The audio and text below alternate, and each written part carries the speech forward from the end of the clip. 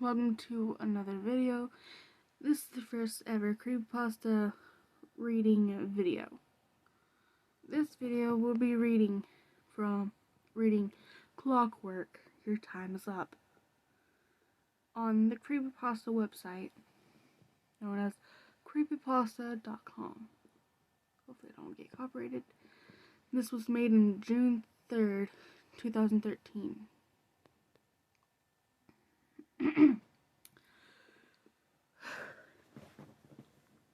A little girl sat in her room.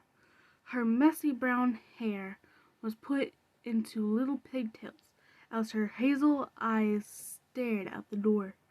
She hugged her stuffed giraffe close to her body and listened closely to the loud yelling of her father and mother. "I never should have had any damn kids," screamed a loud, deep voice. "All they do is make messes, complain, and draw on the walls." He was so interrupted by the shrill, angry yell of the girl's mom. "They're children, David. They don't know any better." "Oh, fuck me, Mary Beth. I didn't want to hear your bullshit excuses. I've had just about enough of them. And what do you plan to do? And what do you plan to do about it?" The girl heard loud footsteps coming towards her room, and she hugged her giraffe close. The door opened violently, and in the doorway stood her large and frustrated, overweighted father. In one of his meaty hands, he held a large textbook. "David, stop it," screamed her mother. But the father ignored his wife's pleading cries. He grabbed the girl harshly by the collar, and she screamed and kicked, trembling in fear. The girl's father held up the textbook. "This is for drawing on my fucking walls, you little bitch." Years later, the little girl, known as Natalie, was now 9 years old, going through the stage of puberty. She was naturally a little chubby, like the usual. She sat in her room watching TV. Her dad was writing on about some economic crap that she really could give less a shit about as she munched on some popcorn. She was also currently drawing a picture. There was a bit of gore in it, but strangely, she really liked drawing blood. It gave her some weird satisfaction. Other than that, multitasking was no problem for her. It was because apparent to her to a young age, after having to do such much hard work and labor, that she was able to do so many things at once. Drawing ending up being her talent and passion. It was her way from escaping from reality. Whenever something bad would rear its ugly head and peer in, or when she was simply bored, she suddenly heard the closing of her door and looked to the left, pausing on munching on her popcorn. There stood her brother, Lucas, who was 14. "What is it?" She could still hear her father yelling from outside her door. "Dad's scaring her." He let out a chuckle. "Dad's scaring you." He let out a chuckle. "No way. I think we're both used to his yelling by now." There was a long pause. "So why are you in here?" He played with his sleeve slightly and twitched a bit. "I had to ask you something." He trained his eyes on her. She frowned slightly, growing impatient with her brother interrupting her movie and drawing. "What?" He moved a little closer. You said you wanted to be cool and grow up like a teenager, right? She nodded and suddenly brightened up slightly. Well, I have an offer. Just spit it out, you dimwit. You know what? What guys and girls do together sometimes, right? The next day at school, Natalie did not say a word. She did not speak for the whole day. She did not have anyone to speak to anyways. Nobody could know. Nobody should know. And so, nobody would know. Her teacher picked up on a few of her puzzled expressions, but she dismissed it as if she just did not understand the lesson. Natalie also felt as if she was in severe pain. She had no idea it could hurt. Feeling scared, she walked home and slightly went to her room. But later in the day, she was once again greeted by her brother. Nobody would know. At school, she finally decided to tell someone. Even though they weren't her friends, she just felt she had to. She walked up to the group of girls she would occasionally see in the hallway. They looked like nice girls, and May and Natalie had occasionally talked before. Hey, Mia. The ginger girl looked over at Natalie with a straight face. Yeah, Mia said to Natalie. I really need to talk to you about something. It's been going on for a while, and you are and your friends, well, I feel like you're the only people I can trust. Mia and her friends seemed to pull a little smirk, but only for a moment. Little did Natalie know, they were hungry for gossip. Anyways, you can trust us. What's up? One day later was all it took. She had been getting constant remarks on social networking sites such as Facebook. One time, someone even called her a whore. Not to mention, the lunch had ended up getting in her hair. It was going to be the least of her problems, but Natalie, being only 9, could not help but be greatly upset at this fact. However, she did not cut, she did not peep, and she never said a word about it. As you may recall, so far in this journey, she had kept everything inside. She supposed it would better, but it was better. She wouldn't let any pain get the best of her. 3 a.m. school night. Her mother was going to kill her. The girl known as Natalie was now 16. She was protective in high school, close to the honor roll. For once, she felt calm and happy. Felt like the usual.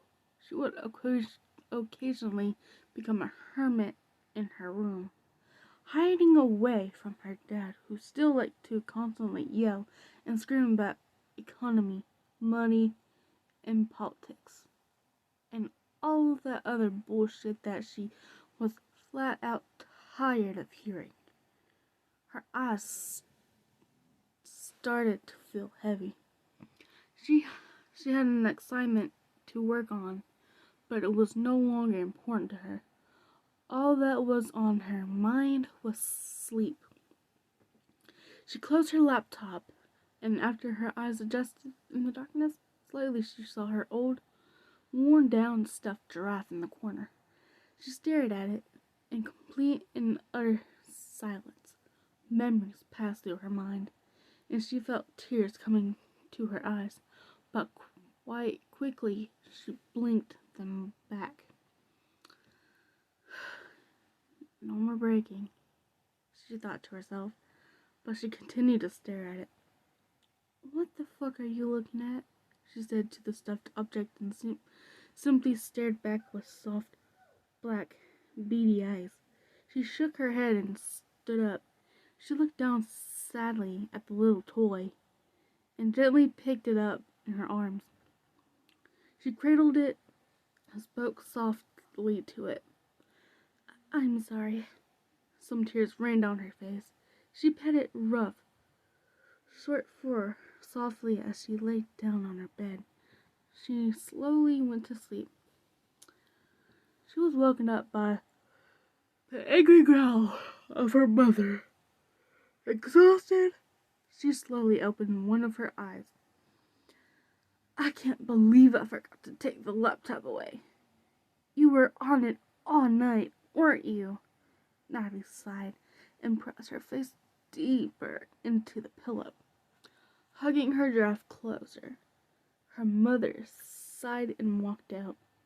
She took a shower, brushed her teeth, and ate some breakfast. Then she got dressed.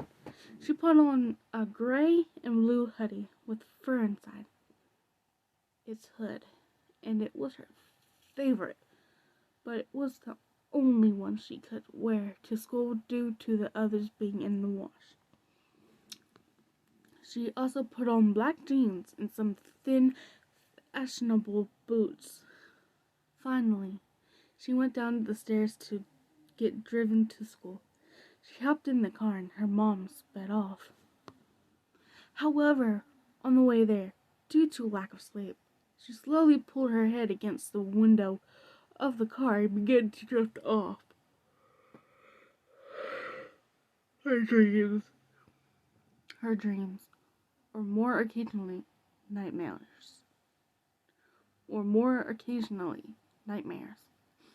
Constant, firstly, to her physical abuse as a child, and secondly, of the sexual abuse she had suffered at the hands of her own brother Lucas.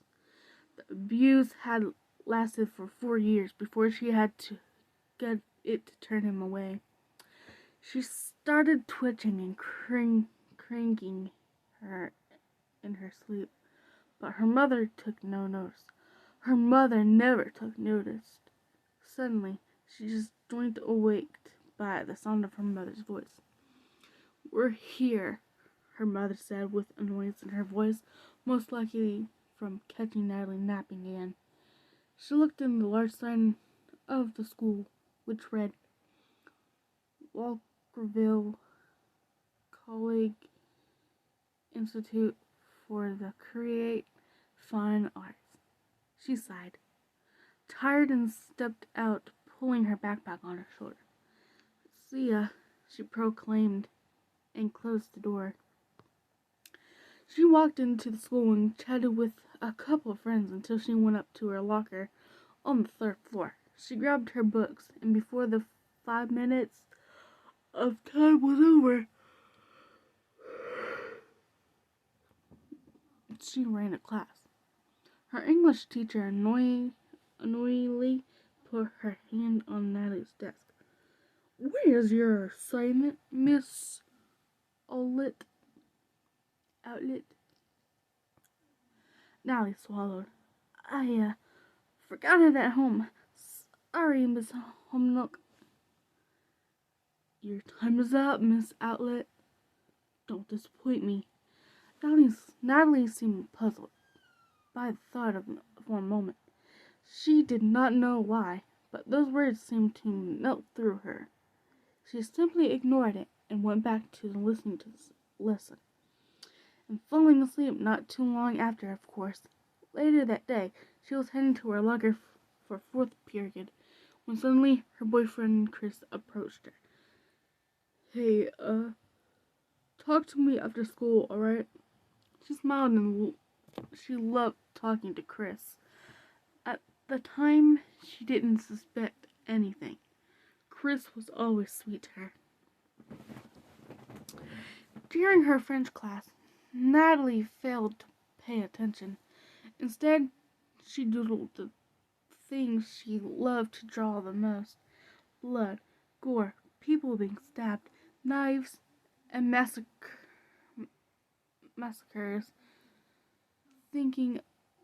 things of the sort.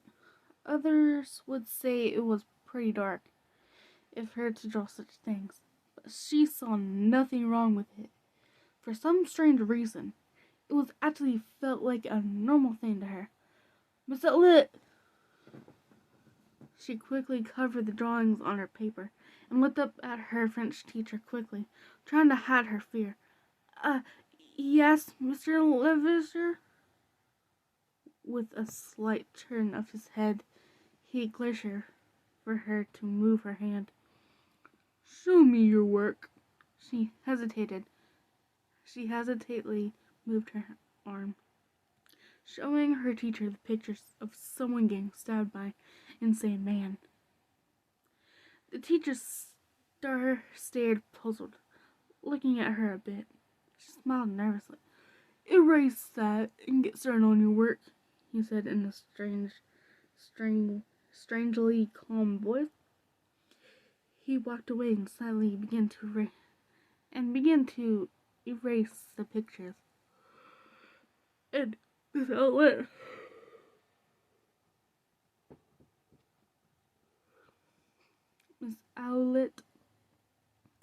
Mr. Levaster interrupted. She looked up at him slightly. Your time is almost up to get your work done. I suggest you do it now. She growled at the remark. Times always seemed to be against her. As far as she were concerned, time should go fuck itself. After class, she walked out to the school to find her boyfriend standing near the fence on the sidewalk. She smiled and walked over, hoping he had something to say that would cheer her up on this miserable day. But as she walked closer, her smile slowly faded. He wasn't smiling back. Chris, what's wrong?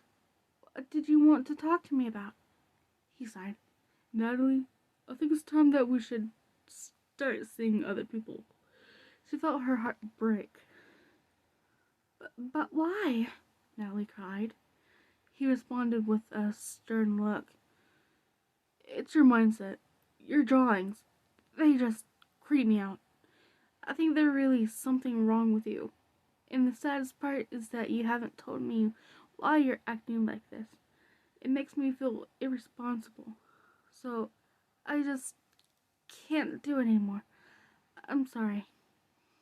And with that, he walked away. Natalie slammed her hand on the bathroom counter at home. She stared at herself in the mirror, her eyes twitching. I won't hurt myself like the others. I can stay strong. There's nothing. There was a needle and black thread in her hand. It's pointless. It doesn't help. Some weird sensation pulled at her self-conscious. She chuckled slightly.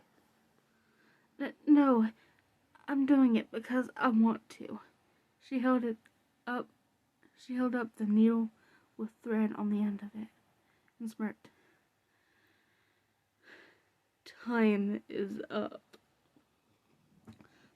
Piece after piece, cut after cut. Even though excruciating pain was going through her, she did not whine, she did not whimper, she did not cry. There was no more tears to shed. All she did was smile. Blood leaked from the pierces and made a low dripping noise into the sink and onto the counter. When she was finished, she stood back and admired her handiwork. She stroked the hornless stitches on the side of her mouth, which spread into a wide smile. She felt the warm, wet blood on her fingers and licked it gently, consuming the narcotic tasting liquid and pure extinguishing. She stopped when she saw her mother's reflection in the mirror behind her, and sharply turned around. She saw her mother's wide eyes and pale face, and she looked at her fingers, seeing the blood. She suddenly felt the pain and began to cry. "Mom!" Natalie cried. She had never felt so confused. What had just happened to her? Her mother had scheduled some therapy for her. Natalie had not gotten rid of the stitches in fear of how much pain it would bring, so she went to the session with them. She made sure her hood was up, as to not let anyone see. She sat down on the comfortable leather seat and stared at the blonde woman across from her in silence. "So, you're Natalie. Your name is Natalie, isn't it?" Natalie nodded. "I'm Deborah, and I'm here to help you. Now tell me, Natalie, what have been some of your problems recently?" Natalie stared. Time. Time has been my problem, Deborah." Deborah gave her a confused look. "What about time, dear?" Natalie's hand roughly gripped the leather of the seat. "Everything. It makes you live through it, slowly processing through life, being controlled by society, only being tortured to seemingly no end, until you find you're no longer have a purpose. It's a vicious circle. Time does not end. It does not slow down. It does not speed up. It is violent. It makes you live through the torture over and over again, unable to fast forward through any of it." Natalie really had no idea what she had just said. She felt like she wasn't herself anymore. Could this be because of all the things she had kept contained? No, it was impossible. But some strange reason she liked it. The therapist leaned in closer. "Sweetheart, I want you to tell me what's happened to you." Natalie continued staring. There was a long pause. She smirked slightly. The wounds from her stitches opened slightly once again. Why don't you tell me, Blondie? You're the expert." Deborah appeared mildly annoyed. "Natalie, I can't help you unless you tell me what's wrong." Natalie's fingers started to tear into the leather seating. "Natalie isn't here anymore." With that, Deborah's eyes widened and she rose to her feet. "I'll be back. Please stay here." She walked out, leaving Natalie alone. Maybe if she had done something at this point, she wouldn't have come to be what she is today. Maybe more people would be alive. And maybe she would be sane like she had been before. As much as I would love to say that Natalie got up from the chair and stopped what came next from happening, I'm obligating to give you the hard truth. Natalie did not move. She sat perfectly still, in total silence, and absurdly calm in the chair. And after a while of waiting impatiently, her parents walked in. Natalie stood happy to go, but she noticed her parents' expressions. Even her father had a strange, suddenly expression on his face. Her confusion grew, but she said nothing and followed them to the car. On the day, while she thought she was going back home, she started to drift off. Strangely, she heard a dark voice speaking to her dream. It almost sounds like her own, echoing into the internal abyss. "Your time's up." She awoke, some beads of sweat rolling down her face. She wasn't home. She wasn't in the car. She was in bed, in a bed, a white bed, in a white room. She looked to her side and realized she was hooked up to heart monitors. She attempted to get up, but that's when she realized that she was restrained. She panicked. She began to struggle, but paused when she heard a doctor open to her left. A man in a white shirt looked at her, his hands behind his back. He resembled one of the clutch doctors who would see in a television program seen in the scientific lab. She paid full attention as Mr. Scientist started to speak. "I can only imagine how very confusing we must be right now," he said, "but I'm letting you know we're only here to help. Your parents agreed to allow us to administer medicine on you in hopes of helping your state of mind." Natalie opened her mouth to protest, but was quickly silenced. "You don't need to worry," the doctors sought to reassure her. "You'll be back in normal in no time. Just try to relax." He walked over, and as he did, he tried to skittishly move away, but was unable to due to the leather strip blinding her wrist and legs.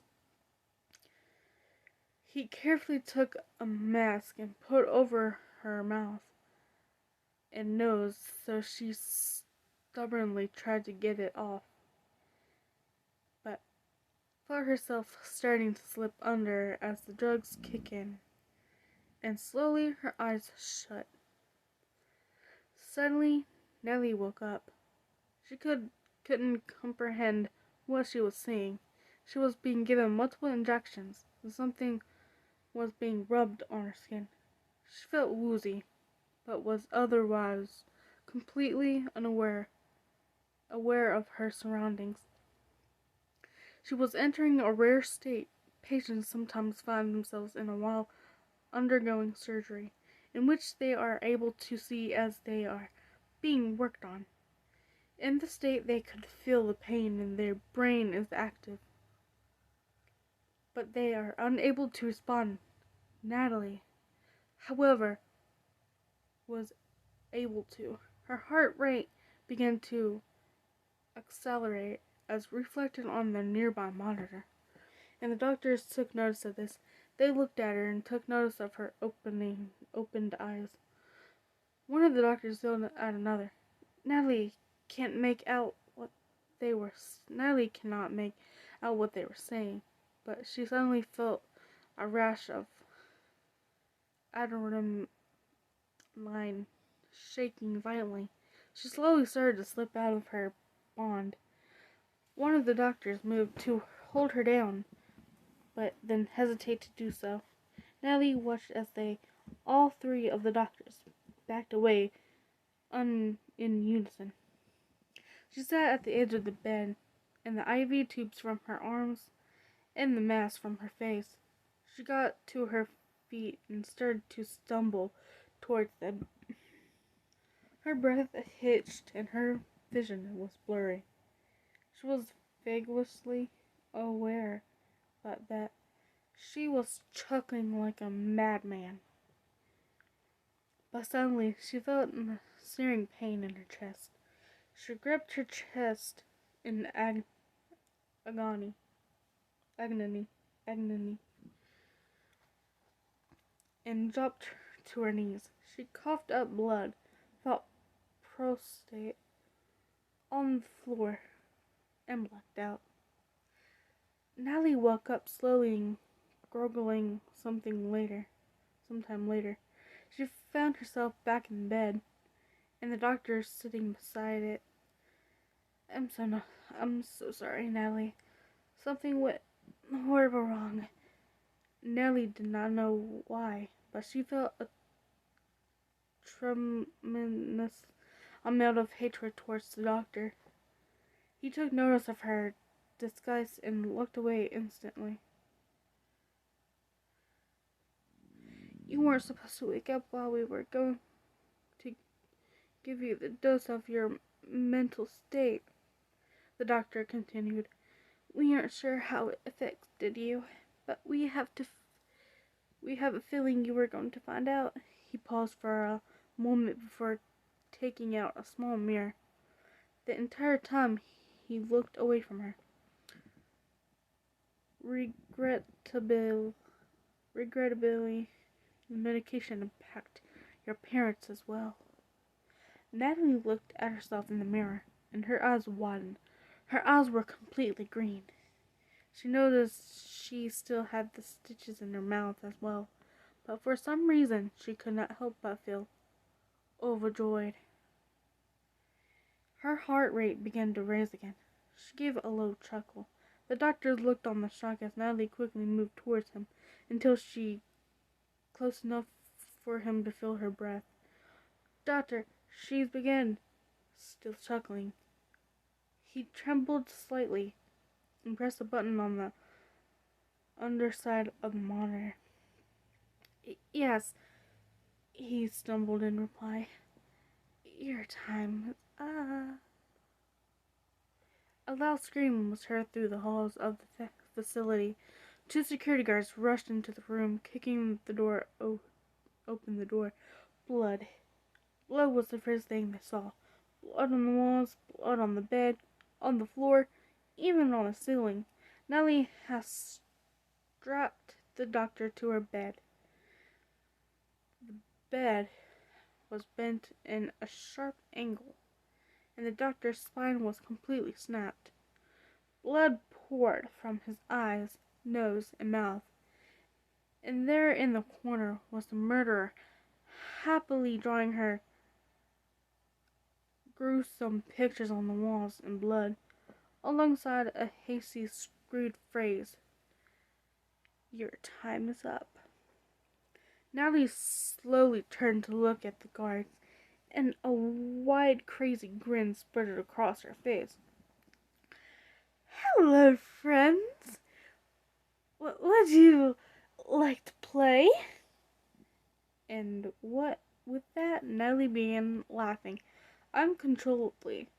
The guards quickly drew their guns, but before they could act, Natalie charged at one of them.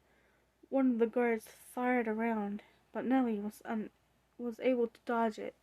She grabbed a large knife from the sheath on his pocket and slashed it right across his waistline. Blood and organs flooded out, and his corpse to the ground. She inhaled deeply, loving a damp stench of death. The remaining guard, shocked with fear, dropped his gun. She slowly walked up to him and placed the tip of the knife against his chest. "Your time's up."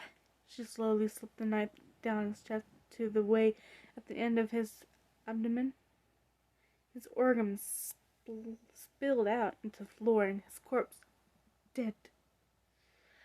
Natalie's mother had been sleeping soundly in her room beside her husband.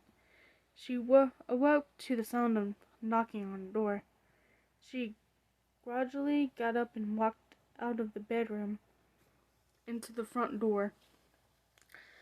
It was pouring outside, the thunder booming in the distance. She approached the door, but paused before gripping the knob. She detected a faint sound of insane laughter. The rain and thunder seemed to quiet down soundly. She pressed her ear against the door and listened closely. "Hello, Mother," a voice from another side called out. Natalie burst through the door, only 2 knives. Her mother stumbled back, hitting her head against the nearby coat rack, one of the hooks penetrating her skull, and she bled constantly from the resulting wound. She fell to the ground paralyzed, but soon conscious, laying in a pool of her own blood. Natalie towered over her, and then knelt slowly to meet her mother at eye level, displayed her blood-soaking blade proudly. "I was suffering, Mother," Nellie cooed. She ran the tip of the knife across her mother's cheek, cutting it slightly. Nellie tilted her head. "But you did nothing." All her mother could do was shake and gasp, as a fish out of water. Nellie grabbed her mother and gently laid her flat on the ground. From there, she struggled and began to cut a V into her chest. Her mother could only gasp and shake as the life drained from her. She choked and gargled, and her breath became labored. Natalie knew she didn't have much time left. She proceeded to forcibly open her mother's chest cavity with a loud creak, reaching in and grabbing her mother's still breathing heart with her bare hands. Its pulses were growing further and further apart. Suddenly she ripped it out, blood spraying all over her face. She stared her mother directly in the face as she took her final breath. "Sweet dreams," she said to her mother's corpse. "Your time is up." She put the heart into her mother's mouth, patting her cheek softly, and stood up. She wasn't done yet. Natalie's father, David, had stared awake and had realized that his wife had not returned to bed yet. His eyes had only just adjusted to the darkness when he suddenly noticed Natalie standing at his bedside with a crazy smirk plastered on her face, and her newly green-tinted eyes glowing in the darkness. She was covered in blood, and the scent was unbearable. She frowned dramatically. "Oh dear, Mother's gone. I wonder who will get the money," Natalie drawled. She swiftly grabbed her father's forehead, laughing maniacally. "That's all you ever care about, anyway." Her father, unlike her mother, was a fighter, and he sprung up and grabbed Natalie by the neck and threw her to the ground. He started to stomp on her chest until she coughed up blood, and he stared down at her. "Don't it feel good, Daddy?" She laughed and spat at the violence and coughed up more blood. "After all, you never seemed to mind doing it all those years, did you?" He narrowed his eyes. "You aren't my daughter." A wider smirk spread across her face, and she peered at him with her luminous eyes, blood dripping down her mouth. "You're right. I'm not." She suddenly tripped him, causing him to fall hard on the floor. She scrambled to her feet, knife in hand. "They say the bigger you are, the harder they fall." While he was wounded, she grabbed a pillow and stuffed it into his face, and then stomped on it harder and harder until loud cracking noises could be heard. When she finally pulled the pillow away, her father's face was gruesomely manipulated, and he was making muffled noises and crying in agony. "What's the matter, Daddy? Pain too much for you?" She shoved both knives into his stomach and left them there, then moved to rip one of the large, heavy wooden poles from the bed. She set it down on her father's legs and withdrew the knives. "Gonna need these," she chuckled and sat down upon the pole that landed on his feet. Suddenly, she started to rock while sitting down. The weight from her body on the pole slowly started to squeeze his innerble up through his body. He started to gag. A and blood poured from his mouth. His breath was silenced, and she had hit a big of a snag. Come on, she snarled as she forced herself to rock back with more weight. Suddenly, his organs burst out of his mouth. The nasty gore spilled onto the floor on the side of his face. She nodded to his carcass and started to walk out. Your time was up, Daddy. Finally, this would be her favorite part. She quickly snugged down to her brother's room, silently opened the door, blood dripping from her knife, making a low tapping sound as the droplets hit the hard wood. Her brother wasn't in bed. It was apparent that he must be hiding somewhere. She grinned. Oh, dear brother, come now.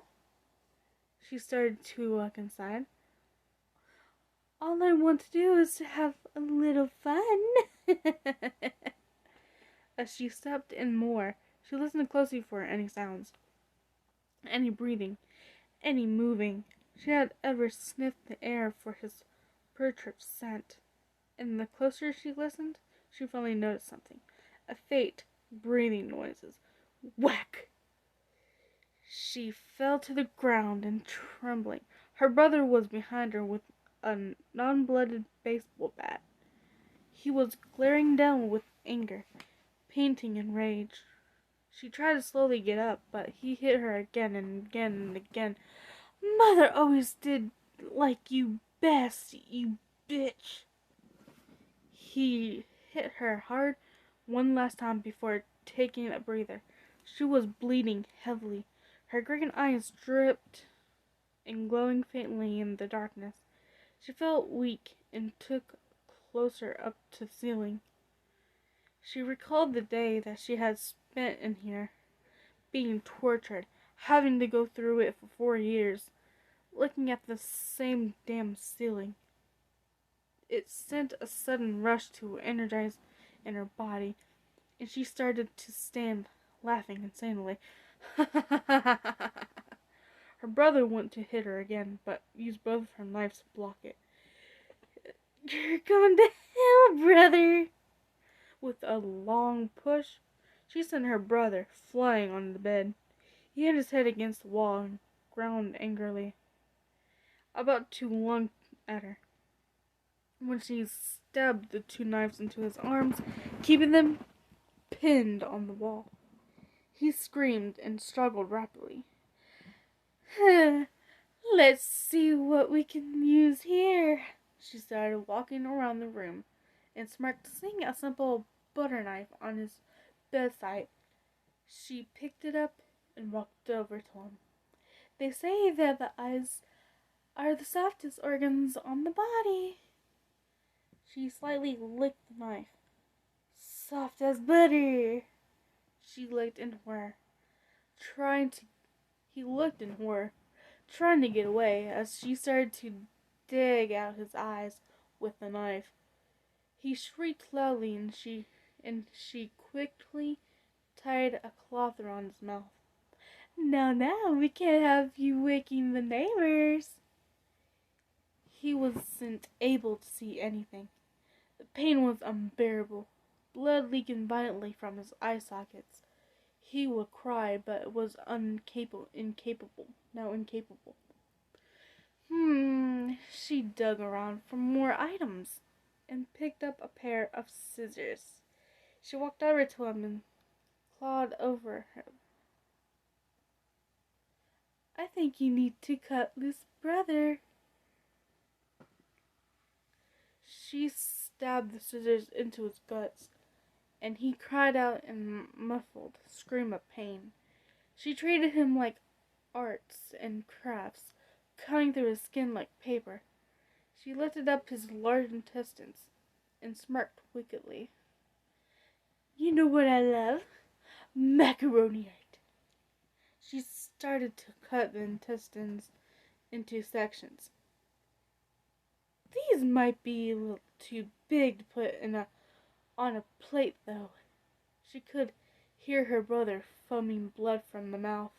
However, had to swallow the blood back because of the cloth around his mouth.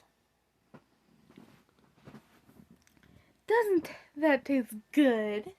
She licked the blood off her fingers. I sure know I'd like it. He let out another muffled scream.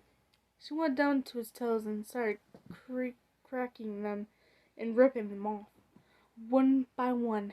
After a while, his scream grew fertile. His throat was raw and bloody by now. Next, she worked on his fingers, snapping them and ripping them off slowly. Their gurgling becomes louder, and he started to squirm. He was choking on his own blood. She pulled the cloth down, and blood poured from his mouth, and turned his head to the side and vomited violently. There, brother, she said, patting his head. Eat this and feel better. She stuffed one of his fingers in his mouth, making it jam into his throat. He choked and slowly died. Your time is up. The girl known as Natalie walked into her room, dripping blood. Off the counter, she saw it, her stuffed giraffe. She knitted it down and stared at it. Then, without a word, she stood back up and walked to the bathroom, staring at herself, covered in blood. She heard a faint ticking noises. She looked down and saw a pocket watch. She stared at its hand slowly turning, listening to the tick of what seems like eternity. She took out one of her now red knives as a heavily dripped blood onto the counter. She grabbed the pocket watch and disassembled the watch until only a small clock was left. Time make you live through the torture, she said, slowly bringing the knife up to her eye. Slowly progressing through life because controlled by society. She started to slowly dig into her eye as the vision in her left eye grew blurry and red, until you found you no longer have a purpose. She felt her eye started to come free from its socket. Blood pouring in the sink. It's vicious circle. She felt it dangle out of her socket. A sharp pain when it was connecting in her head. Time does not speed up. It does not slow down. It's violent. She grabbed into the cord of her eye and tore it right off. The eye falling into the sink. It makes you live through the torture over and over again. She stared and placed the clock in her eye, unable to fast forward from it. There was a squeaking sound and drips of blood, until it seems like the clock fits perfectly in her socket. I am Clockwork. The young 16-year-old girl, formerly known as Natalie, walked away from her burning house. The flames engulfed everything, and inside the draft slowly burned, along with the carcasses of her family. Some say she still lives on carrying her insanity with her, leaving so many dead, saying she decided when their time should come to an end. The only way to detect her presence is if you cuddle close to a cover at night, sleeping soundly, but in the darkness. She watches, she determines. You hear ticking, and you see a green flash of portrayed clock eye. If she's there, you know your time is up.